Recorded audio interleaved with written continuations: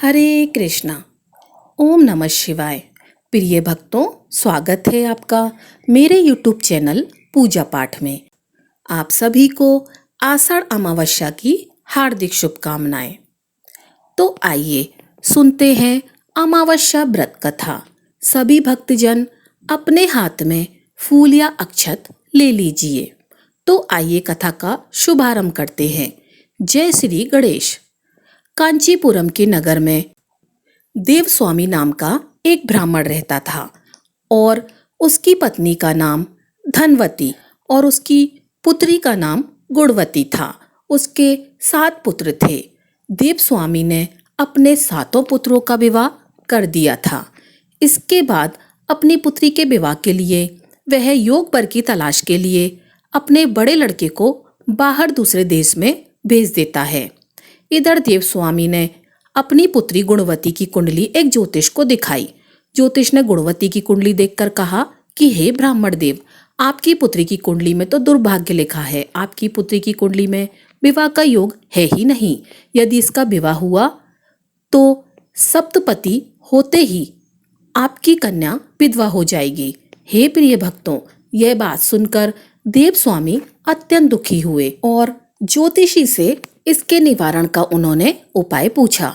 ज्योतिषी ने उपाय बताकर कहा कि इस योग का निवारण सिंगल द्वीप निवासिनी सोना नाम की धोवन को घर बुलाकर उसकी पूजा करने से ही संभव हो पाएगा। ज्योतिषी के मुंह से ऐसी बात सुनकर देवस्वामी ने अपने सबसे छोटे बेटे के साथ अपनी पुत्री को सोना धोबिन के घर लाने के उद्देश्य से सिंगल द्वीप जाने के लिए तैयार किया। अब वे दोनों भाई बहन समुद्र के तट पर पहुंचकर समुद्र पार करने का उपाय सोचने लगे, लेकिन समुद्र बहुत विशाल था। उन्हें कोई उपाय नहीं सूझ रहा था। थक हार कर दोनों भाई बहन भूखे प्यासे ही एक बट वृक्ष के नीचे छाया में बैठ गए। उसी पेड़ पर घोंसले में एक गिद्ध का परिवार रहता था। उस समय घोंसले में सिर्फ गिद्ध के बच्चे थे। वे सुबह से भाई बहन के क्रियाकलापों को देख रहे थे। शाम को जब गिद्ध के बच्चों की माँ भोजन लेकर घोंसले में आई तो वे उस भाई बहन की कहानी को बताने लगे। उनकी बात सुनकर गिद्ध की माँ को नीचे बैठे भाई बहन पर बहुत दया आई और बच्चों को आश्वासन दिया कि वह उनकी समस्या का समाधान अवश्य ही करेगी। यह सुनकर गिद्ध के बच्चों ने भोजन ग्रहण किया। दया और ममता के वशीभूत गिद्ध माता उनके पास आई और बोली कि मैंने आपकी समस्याओं को जान लिया है। इस वन में जो भी फल फूल मिलेगा मैं आपके लिए लेती आऊंगी तथा प्रातःकाल में आपको सिंगल द्वीप धोबिन के पास पहुंचा दूंगी। अगले दिन सुबह होते ही गिद्ध माता ने दोनों भाई बहन को समुद्र पार करवाकर सिंगल द्वीप सोना के घर पहुंचा दिया। गुणवती प्रतिदिन सुबह सूर्योदय से पहले उठकर सोना धोवन का घर लीप दिया करती थी।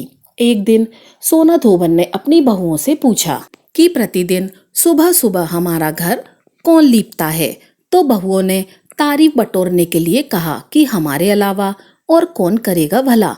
लेकिन सोना धोबन को उनकी बातों पर यकीन नहीं हुआ और वह यह जानने के लिए पूरी रात जागती रही। तभी उसने सुबह गुणवती को घर साफ करते हुए देख लिया और उससे उसकी परेशानी पूछी तो गुणवती ने अपनी परेशानी बताई, जिसे सुनकर सोना धोवन चिंतित हो गई और उसके घर जाकर पूजा पाठ करने के लिए तैयार भी हो गई। घर से निकलने से पहले सोना धोवन ने अपनी बहुओं से कहा कि यदि मेरी अनुपस्थिति में किसी की भी मृत्यु हो जाए तो उसके शरीर को नष्ट मत कर देना। क्षण भर बाद ही दोनों अतिथियों के साथ सोना धोवन कांचीपुरम पहुंच गई।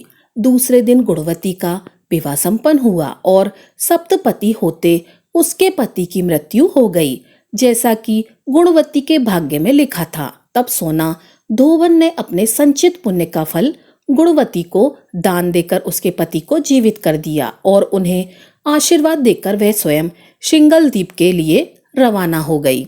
संचित पुण्य के क्षीण होने से सोना धोवन के घर उसके पुत्र, दामाद और पति की मृत्यु हो गई। यह जानकर नया पुण्य संचित करने के उद्देश्य से सोना धोवन रास्ते में एक जगह पर रुक गई। नदी के किनारे पर स्थित एक पीपल के वृक्ष की छाया में भगवान श्री हरि विष्णु का और भगवान शिव का उसने पूजन किया और पीपल के वृक्ष की 108 परिक्रमाएं की। इतना करते ही सोना धोबन के पुत्र दामाद और उसके पति पुनर्जीवित हो गए। उसका घर धन्य धान से भर गया। इस प्रकार निस्वार्थ भाव से सेवा करने का उत्तम फल सोना धोबन को प्राप्त हो गया।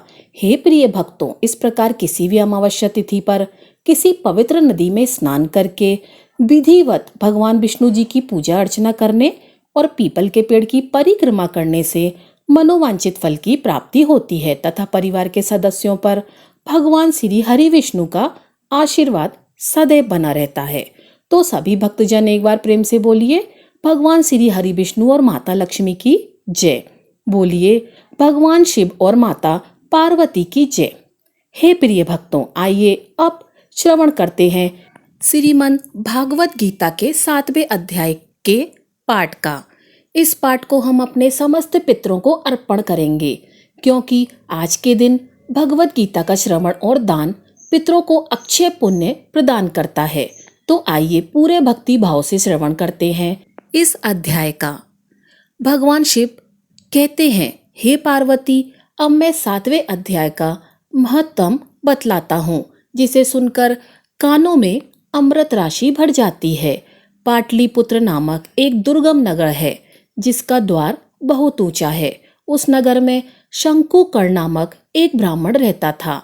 उसने वैश्यवृत्ति का आश्रय लेकर बहुत सा धन कमाया, लेकिन ना तो कभी पितरों का तर्पण किया और ना ही देवताओं का पूजन किया। वह धन उपार्जन में तत्पर होकर राजाओं को ही भोज दिया करता था। एक समय की बात है, उस ब्राह्मण ने अपना चौथा विवाह करने के लिए पुत्रों और बंधुओं के साथ यात्रा की। रास्ते में आधी रात के समय जब वह सो रहा था, तब एक सांप ने कहीं से आकर उसकी बाह में काट लिया। उसके काटते ही ऐसी अवस्था हो गई कि मणि, मंत्र और औषधि आदि से भी उसके शरीर की रक्षा ना हो सकी। उसके बाद कुछ ही क्षणों में उसके प्राण पखेरु उड़ गए और वह प्रेत बन गया। फिर बहुत समय के बाद वह प्रेत सर्प योनि में उत्पन्न हुआ। उसका चित्त धन की वासना में बंधा रहा। उसने पूर्व वृतांत को स्मरण करके सोचा कि मैंने घर के बाहर करोड़ों की संख्या में अपना जो धन गाड़ रखा है, उससे इन पुत्रों को वंचित करके स्वयं ही उनकी रक्षा करूंगा। सांप की योनि में पीड़ित होकर पिता ने एक दिन स्वप्न में अपने पुत्रों के सामने आकर अपना मनोभाव बताया। तब उसके पुत्रों ने सुबह उठकर बड़े विस्मय के साथ एक दूसरे से अपने स्वप्न की बात कही। उनमें से मंझला पुत्र कुंदाल हाथ में लिए घर से निकल पड़ा और जहां उसके पिता सर्प योनि में धारण करके रहते थे, वह उस स्थान पर गया। यद्यपि उसे धन के स्थान का ठीक ठीक पता तो नहीं था, फिर भी उसने चिन्हों से उसका ठीक निश्चय कर लिया और लोभ बुद्धि से वहां पहुंचकर बामी को खोदना शुरू किया। तब उस बामी से बड़ा भयानक सांप प्रकट हुआ और सांप बोला, अरे मूर्ख, ओ मूर्ख, तू कौन है और किस लिए यहाँ आया है? यह बिल क्यों खोद रहा है और किसने तुझे भेजा है? ये सारी बातें मेरे सामने बता। हे प्रिय भक्तों, फिर वह पुत्र बोला कि मैं आपका पुत्र हूँ, मेरा नाम शिव है। मैं रात्रि में देखे हुए स्वप्न से विस्मित होकर यहाँ का स्वर्ण लेने के कौतूहल से आया हूँ। पुत्र की यह वाणी सुनकर वह सांप हंसता हुआ उच्च स्वर से इस प्रकार स्पष्ट वचन बोला कि यदि तू मेरा पुत्र है तो मुझे शीघ्र ही बंधन से मुक्त कर। मैं अपने पूर्व जन्म के गाड़े हुए धन के लिए ही सर्प योनि में उत्पन्न हुआ हूँ। फिर वह पुत्र बोला कि हे पिताजी, आपकी मुक्ति कैसे होगी? इसका उपाय मुझे बताइए, क्योंकि मैं इस रात में सब लोगों को छोड़कर आपके पास आया हूँ। फिर पिता बोला कि हे पुत्र, गीता के अमृत में 7वें अध्याय को छोड़कर मुझे मुक्त करने में तीर्थ, दान, तप और यज्ञ भी सर्वदा समर्थ नहीं है। केवल गीता का 7वां अध्याय ही प्राणियों के जरा, मृत्यु आदि दुखों को दूर करने वाला है। हे पुत्र, मेरे श्राद्ध के दिन गीता के सप्तम अध्याय का पाठ करने वाले ब्राह्मण को श्रद्धा पूर्वक भोजन कराओ, इससे निसंदेह मेरी मुक्ति हो जाएगी। हे वत्स, अपनी शक्ति के अनुसार पूर्ण श्रद्धा के साथ वेद विद्या में प्रवीण अन्य ब्राह्मणों को भी भोजन कराना। सर्प योनि में पड़े हुए पिता की यह वचन सुनकर सभी पुत्रों ने उसकी आज्ञा अनुसार तथा उससे भी अधिक किया। तब शंकुकर्ण ने अपने सर्व शरीर को त्याग कर दिव्य देह धारण किया और सारा धन पुत्रों के अधीन कर दिया। पिता ने करोड़ों की संख्या में जो धन उनमें बांट दिया था, उससे वे पुत्र बहुत खुश हुए। उनकी बुद्धि धर्म में लगी हुई थी, इसलिए उन्होंने बावड़ी, कुएं, पोखरे, यज्ञ तथा देव मंदिर के लिए उस धन का उपयोग किया और अन्नशाला भी बनवाई। उसके बाद 7वें अध्याय का सदा जप करते हुए उन्होंने मोक्ष प्राप्त किया। जय श्री हरि विष्णु। प्रेम से बोलिए श्रीमद् भागवत गीता की जय। हे प्रिय भक्तों, किसी राज्य में एक राजा और एक रानी रहा करते थे। उनकी 4 संतानें थीं, 2 लड़के और 2 लड़कियां। एक का नाम पूर्णिमा और दूसरी का नाम अमावस्या था। पूर्णिमा घर के कामों में निपुण थी। वह घर का पूरा काम अच्छे से करती थी। काम समाप्त होने के बाद वह भगवान की पूजा अर्चना भी किया करती थी। इसके अलावा उसका एक और नियम भी था। वह प्रतिदिन गौमाता की सेवा किया करती थी। वहीं दूसरी तरफ उसकी बहन अमावस्या न तो घर का कोई काम करती थी और न ही कोई पूजा पाठ में उसकी विशेष रुचि ही थी, और न ही वह कभी गौमाता की सेवा किया करती थी। पूर्णिमा सर्वगुण संपन्न थी, फिर भी राजा और रानी अपने दोनों बेटों से और पुत्री अमावस्या को ही प्यार किया करते थे। वह पूर्णिमा को ज्यादा नहीं चाहते थे, उसके साथ भेदभाव करते थे। समय के साथ राजा के 4 संतानें बड़ी हो रही थीं। जब वे बड़े हो गए तो राजा ने अपने दोनों पुत्रों का विवाह योग्य कन्याओं के साथ करवा दिया। इसके बाद रानी ने राजा से कहा कि हे राजन, अब दोनों पुत्रियों का विवाह भी करवा दो। वह भी विवाह योग्य हो गई हैं, लेकिन आप ऐसा करना कि पुत्री अमावस्या का विवाह किसी बड़े खानदान में कराना और पूर्णिमा का विवाह किसी गरीब परिवार में करवाना, क्योंकि पूर्णिमा को तो केवल भगवान की पूजा पाठ और घर के काम करना पसंद है और साथ ही उसे गाय की सेवा करना भी बहुत पसंद है। गरीब घर में होगी तो इसके सारे काम हो जाएंगे और अमावस्या को कुछ भी करना पसंद नहीं है। इसके लिए बड़ा राजघराना देखना ताकि उसे कोई काम ना करना पड़े। तब रानी की बात सुनकर राजा ने कहा कि ठीक है, और वह अपनी दोनों पुत्रियों के लिए रिश्ता ढूंढने के लिए निकल पड़े। राजा अपने पड़ोसी राज्य में जाकर वहां के राजा के पुत्र से अमावस्या का रिश्ता तय कर देते हैं और वहीं पास ही के गांव में जाकर एक गरीब परिवार के लड़के से पुत्री पूर्णिमा का रिश्ता भी तय कर देते हैं। और घर आकर राजा ने सारी बात रानी को बता दी। तो रानी सोचने लगी कि अब देखते हैं भगवान इसकी मदद कैसे करते हैं। यह तो बहुत ही पूजा पाठ करती है और भगवान में सदा ही मग्न रहती है। पूर्णिमा का भाई और उसकी भाभी पूर्णिमा से बहुत प्यार करते थे, क्योंकि पूर्णिमा उनके घर के कामों में उनका साथ देती थी, हर काम में उनका हाथ बटाती थी। जबकि अमावस्या अपने भाई और भाभी की कोई भी सहायता नहीं करती थी, उन पर उसका रोब जमाती थी और ना ही कोई घर का कार्य करती थी। ऐसा करते करते कई महीने बीत गए। अमावस्या और पूर्णिमा दोनों का विवाह हो गया। राजा और रानी ने अपनी दोनों बेटियों की विदाई कर दी। विदाई करते समय राजा और रानी ने अमावस्या बेटी को खूब सारा धन दौलत देकर विदा किया और पूर्णिमा को कुछ भी नहीं दिया, खाली हाथ अपने घर से विदा कर दिया। इसके बाद दोनों बहनें अपने अपने ससुराल को चली गईं। कुछ दिन बीत गए। एक दिन अमावस्या अपने घर पर शिव जी की कथा रखवाती है, जिसमें वह सभी गांव वालों को निमंत्रण भेजती है, पर अपनी बहन पूर्णिमा को नहीं बुलाती। जब गांव की सभी औरतें अमावस्या के यहाँ जाती हैं तो उन्हें इस तरह से जाता हुआ देखकर पूर्णिमा उनसे पूछती है कि आप सब इस तरह से तैयार होकर कहाँ जा रही हैं। तो वे औरतें पूर्णिमा से कहती हैं कि तुम्हारी बहन के यहाँ शिव जी की कथा रखी है, क्या तुम वहाँ पर नहीं जाओगी? तब पूर्णिमा कहती है कि मुझे तो मेरी बहन ने निमंत्रण भी नहीं भेजा, तो मैं नहीं जा सकती।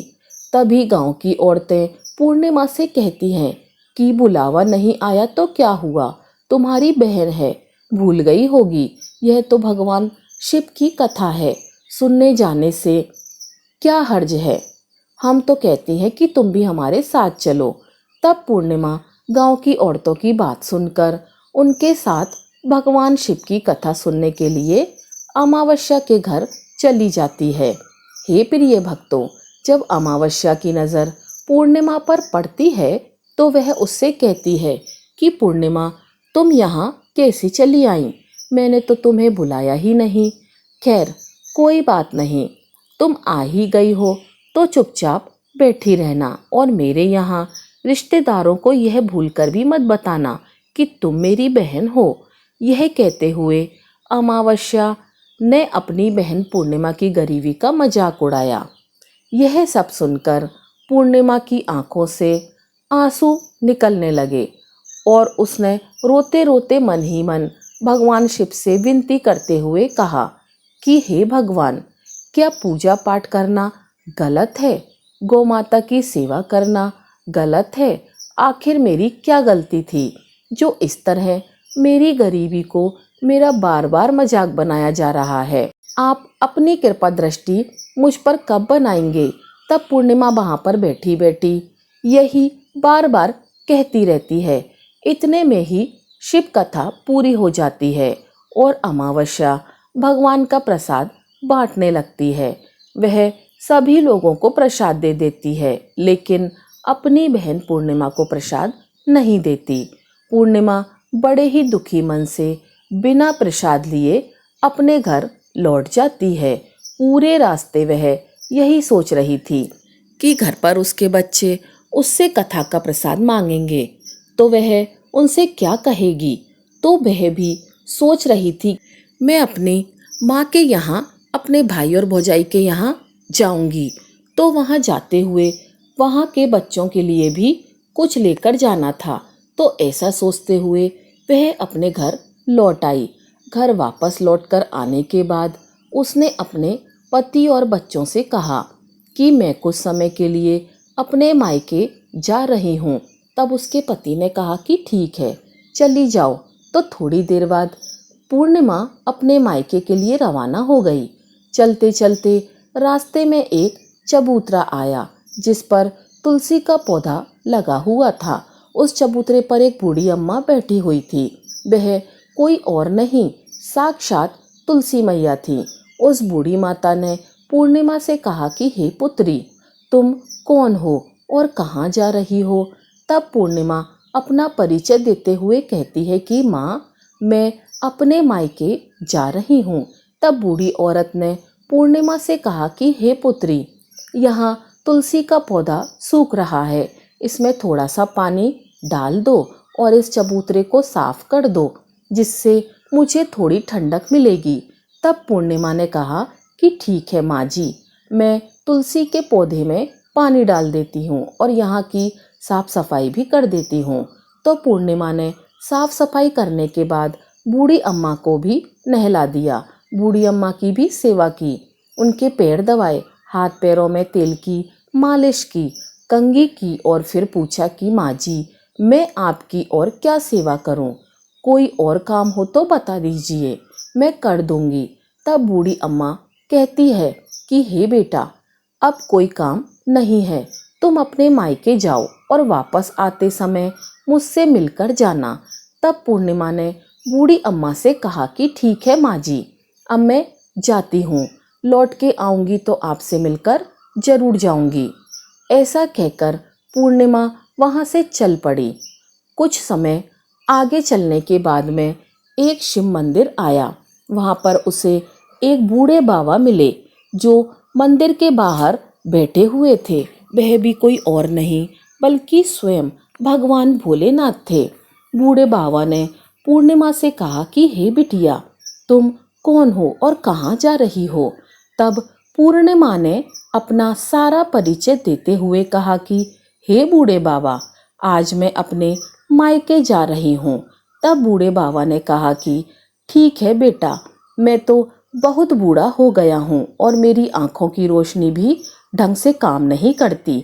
तुम ऐसा करो कि मंदिर की साफ सफाई कर दो और शिवलिंग पर जल भी चढ़ा दो और भोले शंकर जी के आगे एक घी का दीपक जला दो।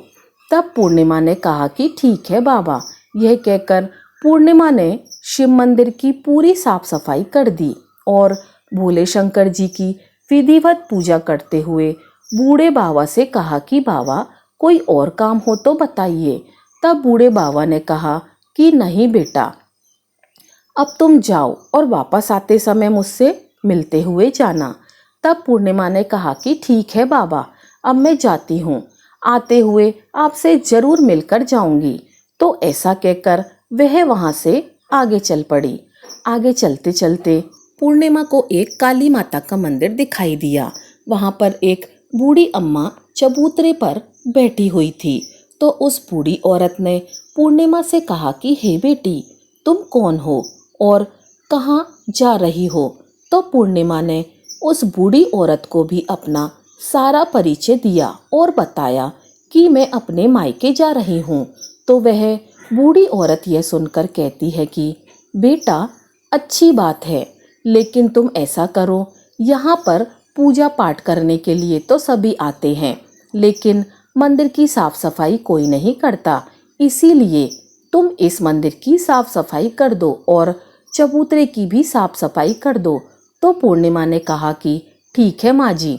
ऐसा कहकर पूर्णिमा ने पूरे मंदिर की और चबूतरे की साफ सफाई कर दी और पूजा पाठ करके उस बूढ़ी माता का श्रृंगार भी कर दिया। बूढ़ी माँ के पैर दबाए और कहती है कि माँ जी, सारा काम हो गया। अगर मेरे लायक कोई और काम हो तो मुझे बताइए, मैं उसे भी कर देती हूँ। तब वह बूढ़ी अम्मा कहती है कि नहीं बेटी, अब तो तुम जाओ, लेकिन मायके से आते समय मुझसे मिलते हुए जाना। फिर पूर्णिमा कहती है ठीक है माँ जी, और वह वहाँ से आगे चल पड़ी। आगे चलते चलते एक नदी आती है। वहाँ पर भी एक बूढ़ी अम्मा बैठी हुई थी। वह उससे कहती है कि बेटी, तुम कौन हो, कहाँ से आई हो और कहाँ जा रही हो? तब पूर्णिमा उस बूढ़ी औरत को भी अपना पूरा परिचय देते हुए बताती है कि अम्मा, मैं अपने मायके जा रही हूँ। तो बूढ़ी औरत पूर्णिमा से कहती है कि बेटा, यह तो अच्छी बात है, नदी पर स्नान करने तो सभी लोग आते हैं, लेकिन यहाँ पर कोई भी साफ सफाई करने नहीं आता। इसलिए तुम ऐसा करो कि नदी के किनारे पर साफ सफाई कर दो। तो पूर्णिमा कहती है ठीक है माँ जी, और वह वहाँ की साफ सफाई में लग जाती है। सारी साफ सफाई समाप्त करके बूढ़ी अम्मा के पैर दबाती है और उनसे कहती है कि माँ जी, और कोई काम हो तो बताइए। तो वो बूढ़ी औरत कहती है कि नहीं बेटा, अब तुम जाओ और जब मायके से लौट कर आओ तो मुझसे मिलते हुए जाना। इस नाव में बैठकर नदी के दूसरे किनारे पर पहुंच जाओ। तो यह कहते हुए वह बूढ़ी अम्मा एक नाव की तरफ इशारा करती है। तो पूर्णिमा उस नाव में बैठकर नदी के दूसरे पार चली जाती है और वहां से अपने मायके के घर पहुंच जाती है। वहां पहुंचते ही पूर्णिमा के भैया और भाभी उसे देखकर बहुत खुश होते हैं और वे पूर्णिमा की खूब खातिरदारी करते हैं, उसे खूब सारी बातें करते हैं और कहते हैं कि बच्चों को भी साथ लेकर आती तो कितना अच्छा होता। तो यह सब कुछ देखकर पूर्णिमा बहुत ही खुश होती है और सोचती है कि कोई तो है जो मुझे देखकर इतना खुश होता है। इस तरह पूर्णिमा ने अपने मायके में कुछ दिन बड़ी ही हंसी खुशी के साथ बिताए और फिर अपने भैया और भाभी से कहा कि मैं अपने ससुराल वापस जाना चाहती हूँ। तो उसकी भाभी ने उसके लिए एक बहुत ही सुंदर साड़ी दी और बच्चों के लिए थैला भर के कपड़े, मिठाई और खिलौने भी दिए और साथ ही रास्ते में खाने पीने के लिए भी बहुत चीज़ें रखीं और कहा कि तुम तो बहुत ही दिनों के बाद आई हो, अब की बार बहुत ही जल्दी हमसे मिलने के लिए दोबारा आना। ये कहते हुए पूर्णिमा की भाभी ने पूर्णिमा के हाथ में वह थैला दे दिया और बड़ी ही हंसी खुशी से उसे विदा किया। इस तरह पूर्णिमा अपने ससुराल के लिए रवाना हो गई और उसी नदी के किनारे पहुंची और नाव में बैठकर दूसरे किनारे पर उतर गई। वहां उतरने के बाद वहां पर उसे वही बूढ़ी अम्मा मिली जो साक्षात गंगा मैया थीं। उस बूढ़ी अम्मा ने पूर्णिमा को एक थैला दिया और कहा कि तुम इसे घर जाकर ही खोलना। अब पूर्णिमा के पास दो थैले हो गए थे, एक तो जो उसकी भाभी ने दिया था और दूसरा गंगा मैया ने दिया। तो उन दोनों थैलों को लेकर जब वह आगे चल पड़ी, चलते चलते फिर वही काली माता का मंदिर आया। वहाँ चबूतरे पर बूढ़ी अम्मा बैठी हुई थी जो साक्षात काली माता थीं। बूढ़ी अम्मा के रूप में बैठी काली माता ने जब पूर्णिमा को आते हुए देखा तो कहा कि आ गई बेटा। तब पूर्णिमा ने कहा कि हाँ माँ जी, मैं आ गई। मैंने आपसे कहा था ना कि मैं आते हुए आपसे ज़रूर मिलकर जाऊंगी। तो काली माता ने भी उसे एक थैला दिया और कहा कि तुम यह थैला अपने घर जाकर ही खोलना। अब तो पूर्णिमा के पास 3 थैले हो गए। तीनों थैले लेकर पूर्णिमा वहां से चल पड़ी। चलते चलते शिव जी का मंदिर आया जहां बूढ़े बाबा के रूप में स्वयं शिव जी विराजमान थे। बूढ़े बाबा ने पूर्णिमा से कहा कि हे बेटी, आ गई तुम। तब पूर्णिमा ने कहा कि हाँ बाबा, मैं आ गई। तो उन बूढ़े बाबा ने भी पूर्णिमा को एक थैला दिया और कहा कि हे बेटा, तुम इस थैले को अपने घर पर जाकर ही खोलना। तो पूर्णिमा ने कहा कि ठीक है बाबा, और वह यह कहकर पूर्णिमा वहां से चल पड़ी। अब पूर्णिमा के पास 4 थैले हो गए। अब पूर्णिमा 4 थैलों को एक साथ कैसे लेकर जाती? तो उसने अपनी एक पुरानी साड़ी निकाली और सारे थैलों को उस साड़ी में रखकर बांध लिया। एक गठरी बनाकर सिर पर रखकर वह रवाना हो गई। चलते चलते उसे फिर से रास्ते में तुलसी माता बूढ़ी अम्मा के रूप में मिलती हैं। तो वह उससे कहती है कि पूर्णिमा तुम आ गई। तब पूर्णिमा कहती है कि हाँ माँ जी, मैं आ गई। मैंने आपसे कहा था ना, मैं आते हुए आपसे जरूर मिलकर जाऊंगी। तो वे बूढ़ी अम्मा कहती हैं कि बेटा, मैं तो तेरी ही राह देख रही थी ना। कितने दिन हो गए मुझे तेरी राह देखते देखते। तुमने अच्छा किया जो मुझसे मिलने के लिए आ गई। यह कहते हुए बूढ़ी अम्मा उसे एक थैला दे देती हैं और कहती हैं कि बेटा, यह थैला ले जाओ और इसे अपने घर पर जाकर ही खोलना। तब पूर्णिमा ने कहा कि ठीक है माँ जी, आपने जैसा कहा मैं वैसा ही करूँगी। और ऐसा कहते हुए पूर्णिमा ने वह 5वां थैला वहाँ से लेकर रवाना हो गई। अब एक गठरी सिर पर और एक थैला हाथ में लिए जैसे ही वह अपने ससुराल के घर पहुँचती है तो उसे देखकर उसके बच्चे बड़े ही खुश होते हैं और कहते हैं कि माँ, आप मामा के यहाँ से क्या लेकर आई हो? हमें जल्दी से दिखाओ। हमें तो लगता है कि खूब सामान लेकर आई हो। अब की बार मामा ने हमारे खाने के लिए क्या बेचा है, हमें जल्दी से दिखाओ। तब पूर्णिमा कहती है कि बेटा, थोड़ा सब्र करो। ये कहते हुए पूर्णिमा अपने सिर से गठरी को नीचे रखती है और उसे खोलकर सबसे पहले अपने मायके का थैला खोलकर देखती है तो उसमें बच्चों के लिए अच्छे अच्छे कपड़े, खाने पीने का सामान, बच्चों के खेलने के लिए खिलौने और कुछ गहने भी रखे हुए थे। तो उसे देखकर वह मन ही मन बहुत खुश होती है और अपने भैया भाभी को खूब आशीष देती है। फिर पूर्णिमा कपड़े अपने बच्चों को दे देती है और खाने पीने की चीज़ें भी बच्चों को देकर अपने बच्चों का चेहरा निहारने लगती है। उसके बच्चे अपने जीवन में पहली बार इतना सब कुछ सामान देख रहे थे तो वे बहुत ही खुश थे। इसके बाद पूर्णिमा ने दूसरा थैला खोला जो गंगा मैया ने दिया था। उसमें ढेर सारे जवाहरात सोने चांदी थे। उसके बाद में पूर्णिमा ने तीसरा थैला खोला जो उसे काली माता ने दिया था। उसमें बहुत सारा सोना और श्रृंगार का सामान भरा हुआ था। तो यह देखकर पूर्णिमा बहुत ही खुश हुई। फिर उसने चौथा थैला खोला जो भोले शंकर ने उसे दिया था। वह थैला धन संपत्ति से भरा हुआ था। बहुत सारी खुशियां भरी हुई थी। इसके बाद में पूर्णिमा ने पांचवा थैला खोला जो उसे तुलसी मैया ने दिया था। उसमें चावल, दाल और 7 प्रकार की खाने की चीजें भरी हुई थी। अब पूर्णिमा के घर में किसी भी चीज की कोई कमी नहीं थी। उसका घर धन धान्य से भरा हुआ था और परिपूर्ण था। पूर्णिमा और उसका परिवार सुखपूर्वक जीवन व्यतीत करने लगे। तो पूर्णिमा के मन में एक दिन विचार आया कि क्यों ना मैं भी शिव जी की कथा करवाऊं। तो उसने भी शिव जी की कथा का एक कार्यक्रम रखा और पूरे गांव वालों को निमंत्रण दिया। घर घर जाकर सभी लोगों को वह बुलावा देकर आई।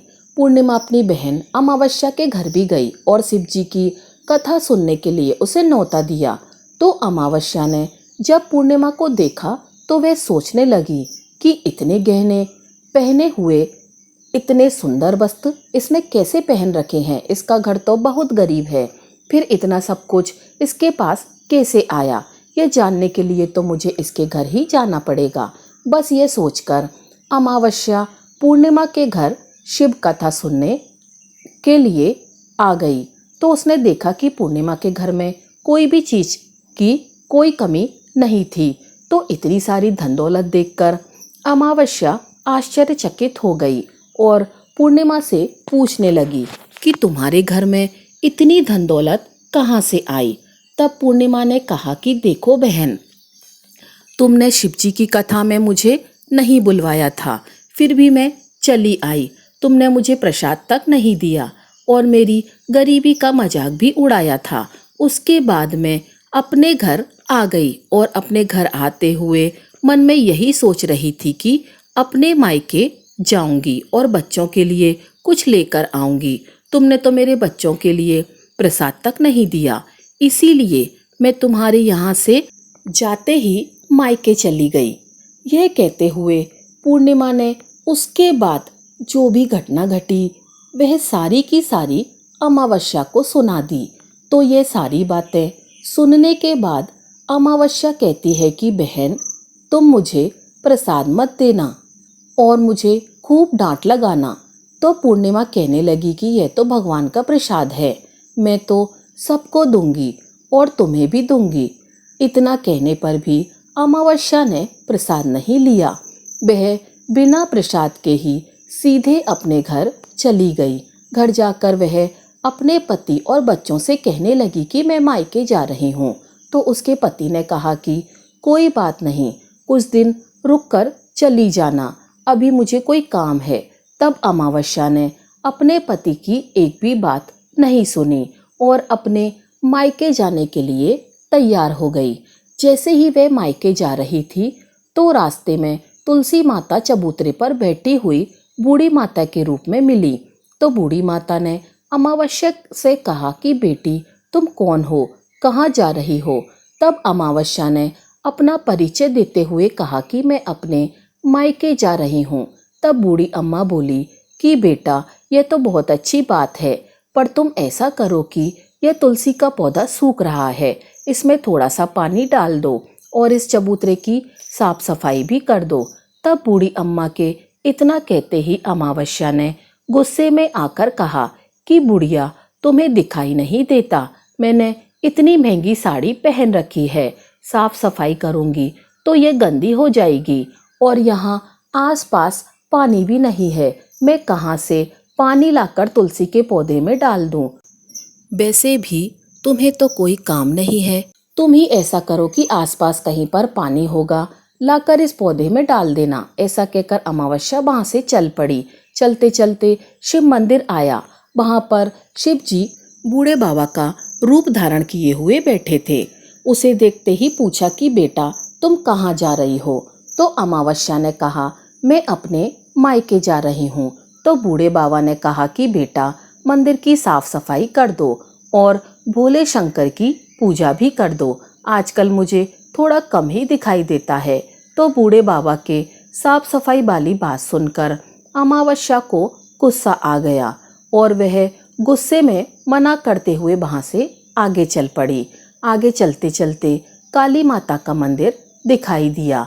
वहाँ पर काली माता बूढ़ी माँ के रूप में बैठी हुई थी। तो उन्होंने अमावस्या को देखते हुए कहा कि बेटी तुम कौन हो और कहाँ जा रही हो। तब अमावस्या ने कहा कि मैं अपने मायके जा रही हूँ। तो वे बूढ़ी अम्मा बोली कि बेटी तुम मेरा एक काम कर दो, इस मंदिर में पूजा पाठ करने तो सभी लोग आते हैं लेकिन साफ सफाई करने कोई नहीं आता। तुम ऐसा करो मंदिर की सफाई कर दो। तो अमावस्या इस बात पर भड़क पड़ी और कहने लगी कि ना तो तुम्हारे इस मंदिर की मैं पूजा पाठ करूंगी और ना ही इसकी साफ सफाई करूंगी। तुम मुझसे कह रही हो, इससे अच्छा तो तुम खुद ही कर लो, तुम्हें और कोई काम तो है भी नहीं। ऐसा कहकर वह वहाँ से आगे चल पड़ी।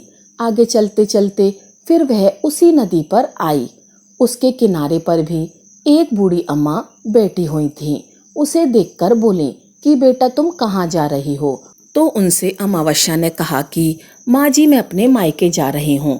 तो बूढ़ी अम्मा ने कहा कि बेटा ये तो बहुत अच्छी बात है, तुम मेरा एक काम कर दो, गंगा नदी में स्नान करने तो सभी आते हैं पर इसके किनारे साफ सफाई कोई नहीं करता।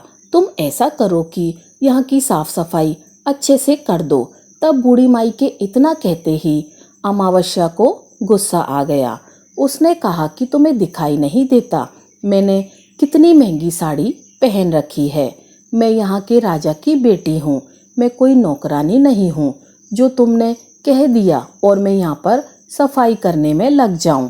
तो इस तरह बूढ़ी अम्मा को भला बुरा कहते हुए अमावस्या जैसे ही नाव में बैठने लगी तो नाव में फूलों की जगह कांटे भर गए, लेकिन वह अपने अधिक गुस्से के कारण उन कांटों से भरी नाव में ही बैठ गई। उसके पैरों में कांटे बार बार चुभ रहे थे। जैसे ही वह दूसरे किनारे पर पहुंची तो वहां पर उतरकर वह अपने मायके चली गई। उसके पैरों से खून निकल रहा था तो उसके भाई और भाभी ने उसे देखा। उसके पैरों के बारे में उससे कुछ भी नहीं पूछा और मन ही मन कहने लगी कि ना तो यह कोई काम करती है और ना ही कोई बात मानती है। अब क्या कहना, पूर्णिमा तो हमारे कामकाज में हाथ बटाती थी, यह तो कुछ करने वाली नहीं, इससे ज़्यादा बातचीत करना ठीक नहीं। बात नहीं करेंगे तो जल्दी ही वापस भी चली जाएगी। ऐसा सोचकर उन्होंने अमावस्या से ज़्यादा बातचीत नहीं की और जल्दी जल्दी खाना बनाया और खा पी कर वह सो गए। अमावस्या जब सुबह जल्दी उठी तो उसने अपनी भाभीयों से कहा कि भाभी मैं ससुराल वापस जा रही हूँ। तो उन्होंने कहा कि ठीक है जाओ। तो अमावस्या बोली कि पूर्णिमा को तो आपने एक थैला दिया था पर मुझे कुछ नहीं दोगी। तो भाई और भाभी ने कहा कि तुम जाओ, तुम्हारा थैला तुम्हारे घर पहुँच जाएगा। फिर अमावस्या वहाँ से चल पड़ी और चलते चलते नदी के किनारे पहुँची तो वहाँ पर गंगा मैया बूढ़ी औरत का रूप धारण किए हुए बैठी थी। बूढ़ी माँ ने कहा कि आ गई बेटी। तो अमावस्या बोली कि हाँ मैं आ गई। कुछ देर तक अमावस्या वहीं पर खड़ी रही तो बूढ़ी अम्मा ने उसे कुछ भी नहीं दिया। तो अमावस्या बोली कि पूर्णिमा को तो आपने एक थैला दिया था, क्या मुझे नहीं दोगी? तो बूढ़ी अम्मा ने कहा कि तुम घर जाओ, तुम्हारा थैला तुम्हारे घर पहुंच जाएगा। तो वह वहां से चल पड़ी। आगे चलने पर उसे काली मैया मिली। उन्हें देखते ही अमावस्या ने कहा कि मेरा थैला कहाँ है, तुमने पूर्णिमा को एक थैला दिया था। तो काली माता ने कहा कि तुम अपने घर जाओ, तुम्हारा थैला तुम्हारे घर पहुंच जाएगा। तो यह सुनकर अमावस्या वहां से आगे चल पड़ी। चलते चलते रास्ते में फिर वही शिव मंदिर आया। वहां पर भोले शंकर बूढ़े आदमी का रूप धारण किए हुए बैठे हुए थे। उन्हें देखते ही अमावस्या बोली कि मेरा थैला कहाँ है। तो बूढ़े बाबा ने कहा कि तुम घर जाओ, तुम्हारा थैला तुम्हारे घर पहुंच जाएगा। तो अमावस्या वहां से आगे चल पड़ी। आगे चलते चलते उसे तुलसी माता बूढ़ी अम्मा का रूप धारण किए हुए वहां पर बैठी हुई मिली। तो अमावस्या को देखते ही उन्होंने कहा कि आ गई बेटी। तो अमावस्या ने कहा हाँ मैं आ गई, मेरा थैला कहाँ है? पूर्णिमा को तो आपने थैला दिया था। तो अमावस्या की बात सुनकर तुलसी मैया ने कहा कि तुम अपने घर जाओ, तुम्हें तुम्हारा थैला वहीं पर मिल जाएगा। तो अमावस्या वहां से जल्दी जल्दी अपने घर की ओर चल पड़ी।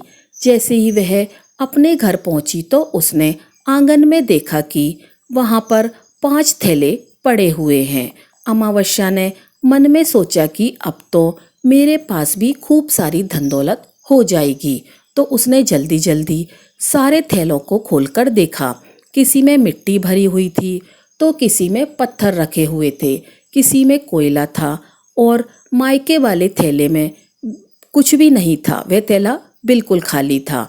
तो इस तरह के थैलों को देखकर अमावस्या को बहुत ही गुस्सा आया और वह दौड़ी दौड़ी पूर्णिमा के घर आई और कहने लगी कि तुम्हें तो इतना सब कुछ मिला और मुझे कुछ भी नहीं मिला, तूने मुझसे झूठ क्यों बोला? तो अमावस्या की बात को सुनकर पूर्णिमा उससे कहती है, हे बहन, जब मैं अपने मायके जाती हूँ तो अपनी भाभीयों के साथ उनके काम में हाथ बटाती हूँ, उनके साथ मिलकर काम करती हूँ, उनकी इज्जत करती हूँ। लेकिन तुम तो अहंकारवश किसी की भी इज्जत नहीं करती, इसलिए बेभला तुम्हें क्या देंगे? तुमने तुलसी माता को ठुकरा दिया, गंगा मैया को ठुकरा दिया, काली माँ को भी ठुकरा दिया और भगवान शिव का कहना भी नहीं माना, इसीलिए उन्होंने तुम्हें कुछ भी नहीं दिया। मैंने उन सबका कहा हुआ काम बड़े ही श्रद्धा भाव से किया, इसीलिए यह सब कुछ मुझे प्राप्त हुआ है। यह सब मुझे पूजा और भक्ति से मिला है। तो यह सब सुनकर अमावस्या कहती है कि बहन, मुझे माफ कर दो, मैंने तुम पर हमेशा अत्याचार किया है। माँ ने भी हमेशा हम दोनों के बीच में भेदभाव रखा था। आज मेरी आंखें खुल गई हैं, मुझे कुछ नहीं मिला, कोई बात नहीं, पर मैं भी भगवान की भक्ति करना चाहती हूँ और भगवान की भक्ति करके सब कुछ प्राप्त कर लूँगी। इन सब चीज़ों का रहस्य बताओ। तब पूर्णिमा कहने लगी कि तुम 3 सूत्र का ज्ञान लो और उसकी कथा करना। पहले सूत्र में दया मांगना, दूसरे सूत्र में कथा मांगना और तीसरे सूत्र में 108 बार ओम नमः शिवाय का जाप करना। बहन, यह सूत्र भगवान ने स्वयं दिए हैं, इसीलिए तुम इनको अपने हृदय में बसा लेना।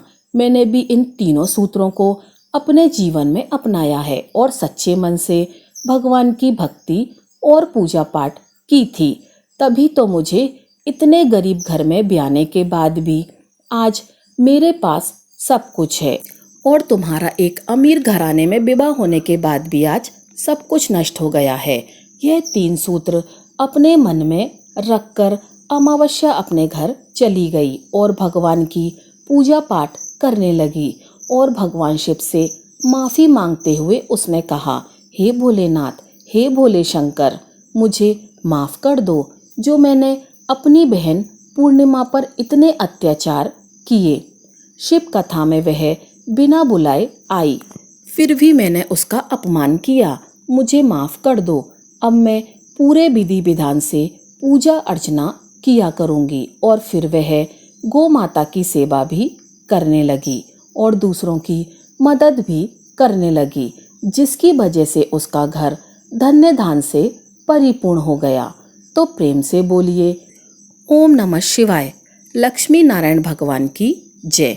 तो प्रिय भक्तों, यह थी अमावस्या और पूर्णिमा 2 बहनों की कथा, जो अमावस्या और पूर्णिमा के व्रत में अवश्य ही सुननी चाहिए। भगवान भोलेनाथ और भगवान श्री हरि विष्णु जी आपकी सभी मनोकामनाओं को पूर्ण करें। तो भक्तों, इस तरह से हमारी कथा का समापन हुआ। अगर आपको कथा अच्छी लगी हो तो वीडियो को लाइक कीजिएगा और चैनल को सब्सक्राइब कीजिएगा। आपका दिन शुभ हो।